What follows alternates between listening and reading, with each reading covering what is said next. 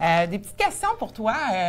Dans le fond, de ta saison 2023, as-tu comme un fait marquant, un moment mémorable que tu aimerais ça partager avec moi de ta dernière saison? Oui, bien, je vais prendre un moment Spy Point.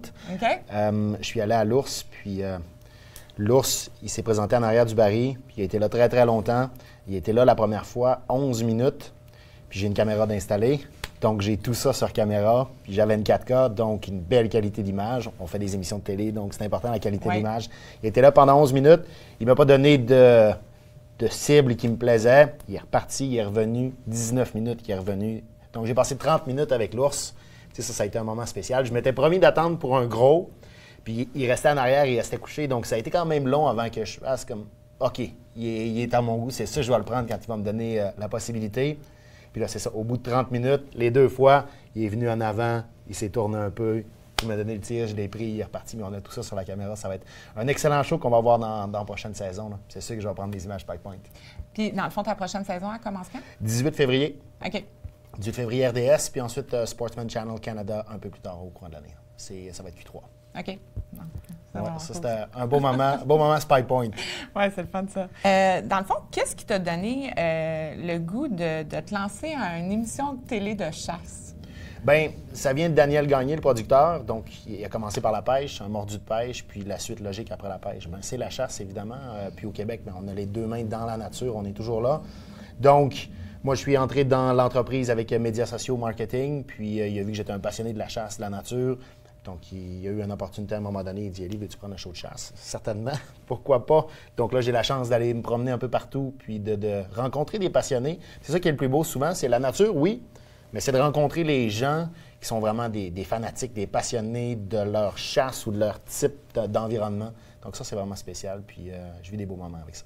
Puis dans le fond, l'émission au début, c'était seulement en français, puis après ça, vous avez commencé à le tourner dans les deux langues? Bien, exact, parce que le Sportsman Channel Canada vont utiliser notre version française, mais on veut avoir une version anglaise aussi, puis on aimerait entrer aux États-Unis avec nos images. On a vraiment un beau produit fini. On prend le temps de bien les monter, là, puis d'avoir du rythme dans nos émissions, de l'émotion, pas trop de publicité, donc c'est vraiment naturel et organique. Donc, on a vraiment un beau produit, puis c'est à nous de le pousser, là, puis l'anglais, bien, malheureusement, pas malheureusement, mais l'anglais est inévitable si on veut continuer à croître là-dedans. Fait que dans le fond, les versions anglaises, ça commence-tu en février cette année ou? Non, c'est pas. C'est encore en embryonnaire. On travaille là-dessus. Monter deux versions, c'est quand même beaucoup de travail aussi. Oui. Donc, on monte toute la première émission, puis on la remonte une deuxième fois.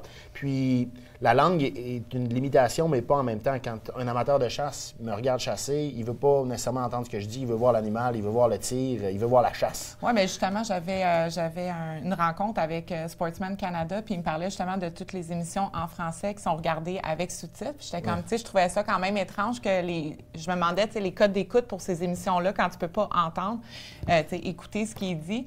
Puis il me disait, non, c'est ça, les gens veulent voir le contenu, veulent voir la chasse, veulent voir justement le succès, le trophée, veulent voir l'expérience. Fait qu'il y avait quand même des super bonnes codes d'écoute pour des émissions francophones regardées par des anglophones. Puis souvent, le guide va être en anglophone.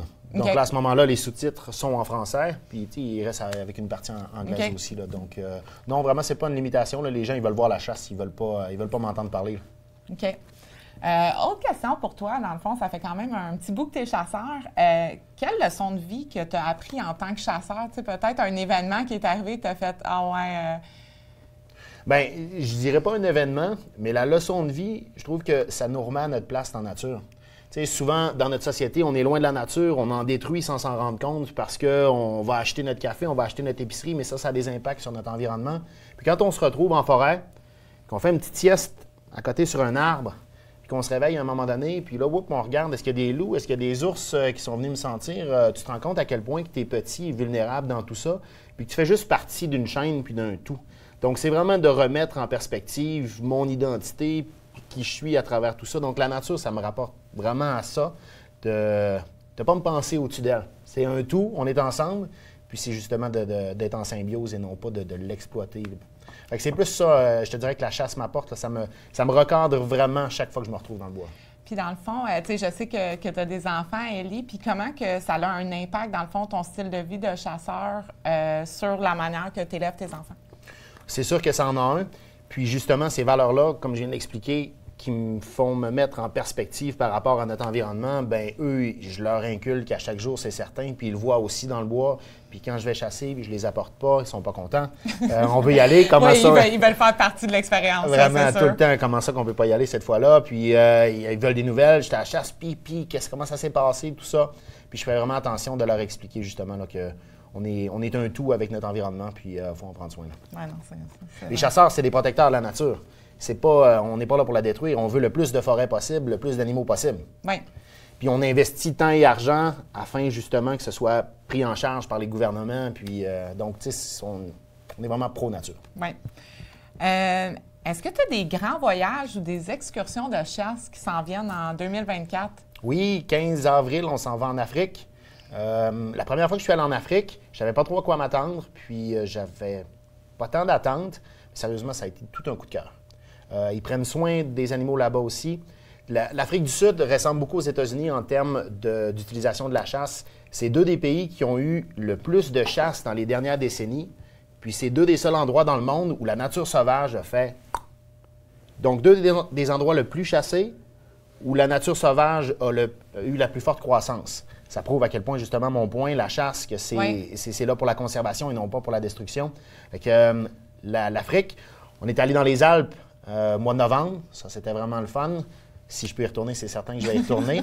Puis on va sur la liste. Oui. Puis on va au Safari Club International aussi la semaine prochaine à Nashville. OK. Donc, on va en exploration pour trouver d'autres superbes endroits. Reste que le Québec est notre créneau le plus important, puis on est tellement chanceux avec la nature, les animaux qu'on a. Puis on le voit, là, les auditeurs veulent voir le Québec, même les auditeurs étrangers, nos orignaux, nos ours. Donc, c'est vraiment important de continuer à pousser le Québec, puis on ne va pas le lâcher, c'est certain. Mais la saison de chasse, elle est courte. Donc, quand on ajoute des voyages, ça nous permet de se désengorger pour... de pouvoir exercer sa passion plus longtemps au courant de l'année. Exactement. Plus facile au niveau de la production aussi, d'être moins condensé en quelques mois seulement. Puis, dans le fond, tu retournes en Afrique cette année. Ça fait combien de fois que tu y vas? C'est-tu la première fois en 2023? Ça va être la troisième fois qu'on y va. OK. Tu es-tu avec nous autres? Ah, je sais pas encore. Il va falloir s'en reparler. Je vais-tu voir des animaux cette fois-ci? Plein. C'est garanti. Là, je te fais une promesse. Garanti 100%. Je te fais une promesse. Puis tu pourrais venir avec des membres de ton équipe si tu veux. OK, on rediscutera de ça plus tard. OK, équipement de chasse. Petit quiz pour toi, non préparé. Tu viens d'être invité à la chasse de ta vie. Tu peux apporter 5 pièces d'équipement pour venir avec toi. Tu sais, mis à part, dans le fond, ton fusil puis les équipements de base nécessaires, 5 équipements que tu amènes avec toi, c'est quoi? Chaussures, vraiment important. C'est un gros plus. Les jumelles, gros plus aussi, ça c'est certain. Du feu, toujours du feu avec moi. On est dans la nature et l'humain n'est pas un animal très prédateur. Outillé, très outillé dans la nature. Un bon couteau, c'est certain aussi. Donc ça me permet... Je pense qu'on est à 4, là. À 4. Je vais prendre mon couteau suisse après ça pour avoir plein de petits outils. OK. C'est bon. Dans le fond, tu es au courant des produits SpirePoint qui s'en viennent en 2024. Oui. Pour toi, c'est quoi tes coups de cœur de ces produits-là?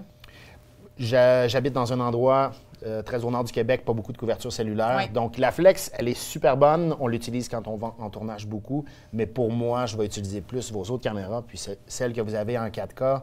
Après ça, on regarde les vidéos à la maison avec toute la famille, les enfants. C'est comme si on regarde un show de télé, puis on voit les animaux passer à notre petit coin de chasse. Là. Donc, c'est vraiment... Donc, la Force Pro S 2.0 avec le panneau solaire, t'es vraiment super excité avec ça. C'est parfait, parce que l'hiver, c'est des données importantes aussi. On veut savoir où est-ce que les orignaux, les chevreuils, les ours se déplacent. Bien, pas les ours, évidemment, l'hiver. On veut voir où les animaux se déplacent.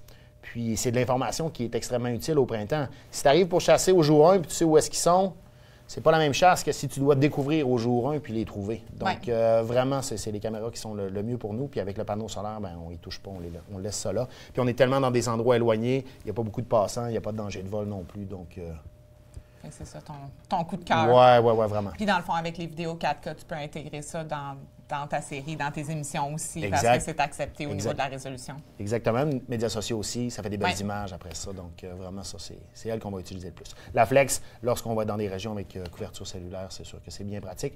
Puis des fois, on va dans les réserves comme Matane, Rimouski. On y va pendant l'été pour aller faire de la prospection. On met nos caméras. Là, on veut la flex pour nous envoyer l'information toute l'année. Oui. Donc, quand vient le temps de notre forfait de chasse, puis souvent, c'est pas long, c'est 5 jours. Oui. Donc, tu veux vraiment t'assurer d'avoir obtenu le plus d'informations possible parce que c'est un territoire inconnu, puis tu as 5 jours pour chasser. Donc là, la flex. Que ça soit bien planifié. Oui, là, la flex est vitale. Là. Fait qu'on en a mis 4-5 un peu partout, puis on veut vraiment le plus d'infos possible. Parfait. Bien, super. Merci. Merci beaucoup, Élie. Super le fun de jaser avec toi, puis d'en apprendre plus sur ce qui s'en vient. On verra pour l'Afrique. Oui, exact. Toujours un plaisir. Merci, Gélie. Merci.